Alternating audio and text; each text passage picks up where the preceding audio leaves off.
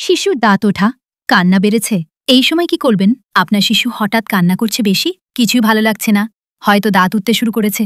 দাঁত ওঠা শিশুদের জীবনে এক নতুন ধাপ, কিন্তু এই সময়টা অনেক শিশুর জন্য অস্বস্তিকর, এমনকি কষ্টদায়কও হতে পারে।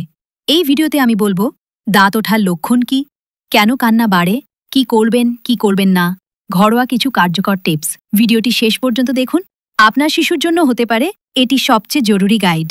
1 নম্বর, দাঁত ওঠা কখন শুরু হয়? শিশুর দাঁত সাধারণত 6 মাস বয়স থেকে উঠতে শুরু করে, কিন্তু কারো 3 মাসেই দাঁত ওঠে, আবার কারো 12 মাস পর্যন্ত কিছুই দেখা যায় না। এই সময়টা খুবই স্বাভাবিক, প্রতিটি শিশুর বেড়ে ওঠার গতি আলাদা। 2 নম্বর, দাঁত ওঠার লক্ষণ। আপনার বাচ্চার এই লক্ষণগুলো দেখলে বুঝতে পারবেন দাঁত উঠছে।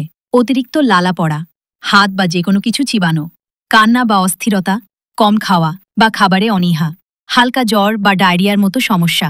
আপনি যদি মনে করেন দাঁত উঠছে, তাহলে দুশ্চিন্তা নয়, বরং বুঝে নেওয়া প্রয়োজন কিভাবে শিশুকে সান্ত্বনা দেবেন। কেন শিশুর কান্না বেড়ে যায়? দাঁত ওঠার সময় মাড়িতে চাপ পড়ে। এই চাপ বা চুলকানির কারণে শিশুর অস্বস্তি হয়। তারা কথা বলতে পারে না, তাই কান্নাই তাদের একমাত্র ভাষা। চুলকানির জন্য তারা সবকিছু মুখে নেয়, কিছু সময় মাড়ি ফুলে যায়। দাঁতের চাপের কারণে ব্যথা অনুভব করে, এটাই কান্না বাড়ার অন্যতম কারণ। 4 নম্বর, কি করবেন এই সময়? শিশুর ব্যথা ও অস্বস্তি কমানোর জন্য কিছু করণীয়। ঠান্ডা জিনিস চিবাতে দিন। ফ্রিজে রাখা সেফ প্লাস্টিক টিথার বা ঠান্ডা চামচ দিতে পারেন চিবানোর জন্য। ঠান্ডা জিনিস মাড়ির ব্যথা কমায়। মাড়ি ম্যাসাজ করুন। আপনার আঙুল পরিষ্কার করে শিশুর মাড়ি আলতো করে ম্যাসাজ করুন। স্নেহ ও সাহচর্য দিন। শিশু এর সময় একটু বেশি মা বাবার কোলে থাকতে চায়, ওদের আবেগ বুঝুন। সময় দিন। জ্বর বা ডায়রিয়া হলে ডাক্তার দেখান। সব সমস্যার জন্য দাঁত ওঠা দায়ী না, তাই চিকিৎসকের পরামর্শ নেওয়া জরুরি। নম্বর, কি করা যাবে না? কঠিন কিছু মুখে দেবেন না। চুলকানি কমানোর জন্য অনেকে চুড়ি, কাঠি বা অন্য জিনিস দেন, এটা বিপজ্জনক। গলা আটকে যেতে পারে। নিজে নিজে ওষুধ দেবেন না। বাচ্চাদের জন্য সেফ না এমন ওষুধ বা জেল না বুঝে ব্যবহার করা বিপজ্জনক।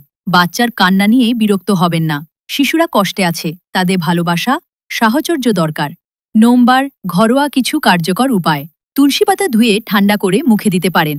3 মাসের বেশি বয়সে কাঁচা পেয়ারা পাতাও মাঝে মাঝে ব্যবহার হয়, তবে খুব সতর্ক থাকতে হবে। কখন ডাক্তারের কাছে যাবেন? দাঁত ওঠা স্বাভাবিক প্রক্রিয়া হলেও কিছু লক্ষণ দেখে ডাক্তারের কাছে যাওয়া জরুরি। খুব বেশি জ্বর, খাওয়া বন্ধ করে দেওয়া, ডায়রিয়া 2 দিনের বেশি, মাড়িতে রক্ত, দাঁত ওঠা। মা বাবার জন্য কিছু পরামর্শ। না, আপনার ভালোবাসা ও সময় শিশুর সবচেয়ে বড় ওষুধ।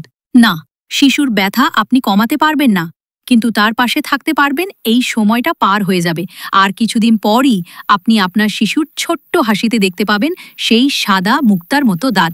তাই ধৈর্য ধরুন, সময় দিন, ভালোবাসুন। আপনার শিশুর দাঁত ওঠার এই সুন্দর সময়টাকে একটু সহজ করে তুলতেই ছিল আজকের এই আলোচনা। ভিডিওটি ভালো লাগলে লাইক দিন, শেয়ার করুন, আর নতুন এমন শিশু বিষয়ক ভিডিও পেতে সাবস্ক্রাইব করুন আমাদের চ্যানেল ডক্টর রূপসা আক্তার। ধন্যবাদ।